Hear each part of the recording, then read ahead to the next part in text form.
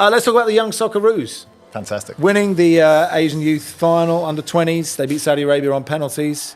That save, former Adelaide keepers, now at Brighton, Stephen Hall.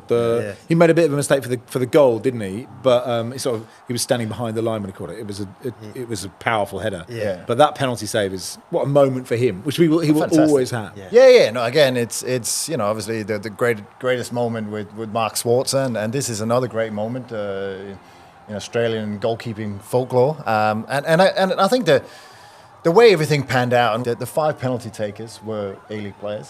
So for them to step up in that big moment and all delivering, I think is fantastic. We saw players, Kikiani's, I think Pearman, the Perth player, I thought it was good. But overall, Jovanovic, you see players breaking through, and I think overall this is going to benefit Australia, but it's also going to benefit the A-League because it's obviously, I think for Australia, it's about reputation, it's about credibility. It has been hit, and it's been easy for European Australia. They were great maybe in the 90s, early 2000s with Dukan, but what have they produced since? Mm-hmm. And I think it's just starting, same what we've seen with Postecoglou, on the managerial side, it's just turning the narrative. And that's also turning the narrative with the A-League. That it's not just a couple of some semi-pros playing, in the park. And it's high quality and also the incentives for clubs to invest in youth. Yeah. I think that's also, if you don't get a clearer message now, because clubs are going to benefit from this. I don't know actually who you think. You see some of the clubs, they have an ability now to sell these players and make and make it into a profitable business and make it actually worthwhile. And we've seen so many times in the past when we've made these sort of types of tournaments like the World Cup and off the back of this probably Asia Cup, where a lot of these younger talents will be scouted and go over to big clubs in Europe. And this tournament, speaking with Richard Garcia, who's actually on the coaching staff, he said that this tournament was 18 months in the making. Like, they did a lot of prep over in Europe where they played the likes of France, England, Netherlands. So they're getting a taste of the top quality youngsters in Europe. And then also, too, they had a camp in, I think it was Uruguay or Chile. So they're having different competitions all over the world.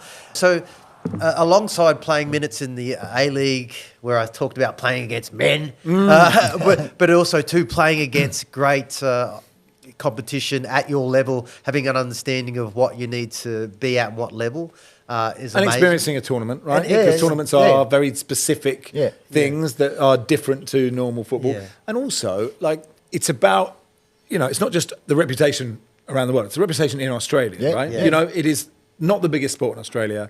It's constantly punching up, right? There is a sort of, I've sensed, right, a definite fit, and it's really interesting for me to come from a place where football is everything in terms of sport, and other sports are fighting for airtime, and you're like, yeah, whatever, rugby, whatever. Like a bit of cricket in the summer, fine. But, it's football wall to wall, right? I work for a radio station, Talksport, which is 99% football. We will touch on other sports, but that is it. And you get everything served to you. You get the show before the game, the show after the game, the show before the game. All of this stuff. Yeah. You totally take it for granted. Yeah. And actually, if you want football to grow, you need to have moments on the pitch that can be, even if it's just like a 2-minute headline in the news, if Australia wins something, then Australians care, right? Because they are used to seeing the best of the sports that they love. The best AFL is here because it's the only place it's played, right? But, the best rugby pretty much is here, you give or take. The best cricket, most of the time, it's up there, right? So that is football's job, right? And that is really hard because when you play even in an Asia Cup, there are some really brilliant football teams in that. Yeah. So to win that at any level is just a great message. And it's a great message for youngsters to go, we were talking about like the pool of, before we came on air, the pool of young, talented sports people, right? I think football is the biggest participation sport for kids in this country. Yeah. But obviously money talks. So if you're a brilliant athlete and you're 13, 14 and you've got a choice of sports, where are you going to go? Especially if your parents and your grandparents, whatever, have followed a different code. So for moments like this, you can't force it, but it should inspire. Oh, it has. Yeah, definitely. And I think for Australia will always have to punch above its weight, you know. But also then, like you're saying, is that it's important to show that you can. And you know, you're up against like Japan, who obviously well organized, the whole system, the money in the Middle East.